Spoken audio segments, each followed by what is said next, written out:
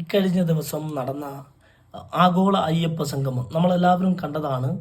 കേരളത്തിനകത്ത് സതുദ്ദേശപരമായിട്ട് ഈ സർക്കാർ നടത്തിയ ഒരു പരിപാടിയാണ് എങ്കിൽ ഒരു സംശയവും വേണ്ട, കേരള സമൂഹം ആ പരിപാടി ശരിയായ രീതിയിൽ തന്നെ ഏറ്റെടുക്കും. പക്ഷേ ആ ഒരു വേദിയിലേക്ക് മുഖ്യമന്ത്രിയുടെ കാറിൽ മുഖ്യമന്ത്രി കൊണ്ടുവരുന്നത്, മുഖ്യമന്ത്രിയുടെ കൂടെ ആ വേദിയിലേക്ക് മുഖ്യമന്ത്രി കൈപിടിച്ച് ആനയിച്ച് കൊണ്ടുവരുന്നത് കേരളത്തിൽ ഏറ്റവും മോശമായ രീതിയിൽ, മലീമസമായ രീതിയിൽ രാഷ്ട്രീയം പറയുന്ന, ഏറ്റവും മോശമായ രീതിയിൽ വർഗീയത പറയുന്ന ഒരു സാമുദായിക നേതാവ്, വെള്ളാപ്പള്ളിയെ പോലുള്ള ഒരു നേതാവിനെ കൈപിടിച്ച് ആനയിച്ച് കൂട്ടിക്കൊണ്ടുവരുമ്പോൾ അവിടെയാണ് കേരള സമൂഹം ചോദിക്കുന്നത്, ഈ പരിപാടി സതുദ്ദേശപരമാണോ എന്ന്. ശബരിമല എന്ന് പറയുന്നത് ഒരു ആരാധനാലയമാണ്.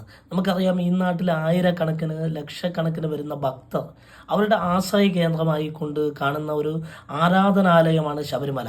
തീർത്ഥാടന കേന്ദ്രമായിട്ടുള്ള ശബരിമലയിൽ നടന്ന ആഗോള അയ്യപ്പ സംഗമത്തിനകത്ത് വെള്ളാപ്പള്ളിയെ കൊണ്ടുവന്നത് മാത്രമല്ല അതിനകത്തെ ഒരു തെറ്റായിട്ട് കാണാനുള്ളത്. അതിൽ നടന്ന ഒരു സെഷൻ, ആ സെഷൻ എന്ന് പറയുന്നത് തീർത്ഥാടന ടൂറിസം എന്ന് പറഞ്ഞാൽ ടൂറിസം മേഖലയിലേക്ക് തീർത്ഥാടനത്തെ, ശബരിമലയെ അത്തരമൊരു ടൂറിസം ഡെസ്റ്റിനേഷനായി കൂടി ഈ സർക്കാർ കാണുന്നു എന്നുള്ളതാണ്. ശബരിമല പൂർണ്ണമായിട്ട് കേരളത്തിലെ അല്ലെങ്കിൽ ഇന്ത്യയിലെ ഭക്തന്മാരുടെ അഭയകേന്ദ്രമാണ് ശബരിമല.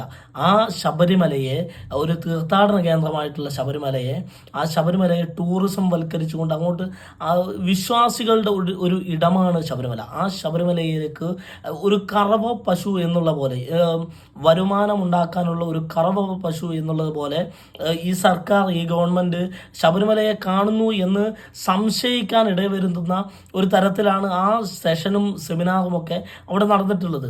ആ ആഗോള അയ്യപ്പ സംഗമത്തിലെ മൂന്നാമത്തെ ദുരുദ്ദേശം എന്ന് പറയുന്നത്, ഈ ഏതാണ്ട് 10 വർഷക്കാലത്തോളം കേരളം ഭരിച്ചുകൊണ്ടിരിക്കുന്ന CPMന്റെ നേതൃത്വത്തിലുള്ള ഒരു ഇടത് ഭരണകൂടം ഈ കേരളം ഭരിക്കുമ്പോൾ, ഈ 2 തെരഞ്ഞെടുപ്പുകൾ വരാനിരിക്കുന്ന ഒരു കാലഘട്ടത്തിൽ, ഈ 9ാമത്തെ വർഷത്തിൽ 9 വർഷം പിന്നിടുമ്പോൾ ഇത്തരമൊരു പരിപാടിയുമായി കൊണ്ട്, ഇത്തരമൊരു ആഗോള അയ്യപ്പ സംഘവുമായി കൊണ്ട് ഈ ഗവൺമെന്റ് കടന്നു വരുമ്പോൾ നമ്മൾ മനസ്സിലാക്കേണ്ടത്, ശബരിമലയിൽ പോകുന്ന ഭക്തന്മാർക്കറിയാം അവിടെ അടിസ്ഥാനപരമായി വേണ്ട ഒരുപാട് വികസനങ്ങൾ, അടിസ്ഥാനപരമായി നമുക്ക് വേണ്ട ഒരുപാട് സൗകര്യങ്ങൾ അവിടെ ഇല്ല എന്നുള്ളത്. ആ സൗകര്യങ്ങളൊക്കെ വികസിപ്പിക്കാൻ വേണ്ടി, ഉണ്ടാക്കിയെടുക്കാൻ വേണ്ടി ഈ 9 വർഷക്കാലം ഒന്നും ചെയ്യാത്ത ഒരു സർക്കാർ ഈ 9ാമത്തെ 10ാമത്തെ വർഷം വന്നുകൊണ്ട് ഈ ആഗോള അയ്യപ്പ സംഗമം നടത്തുമ്പോൾ അതിനകത്ത് മൂന്നാമത്തെ ദുരുദ്ദേശമാണ് അവിടെ ഈ ഒരു തെരഞ്ഞെടുപ്പ് വർഷമായിട്ടുള്ള ഈ സമയം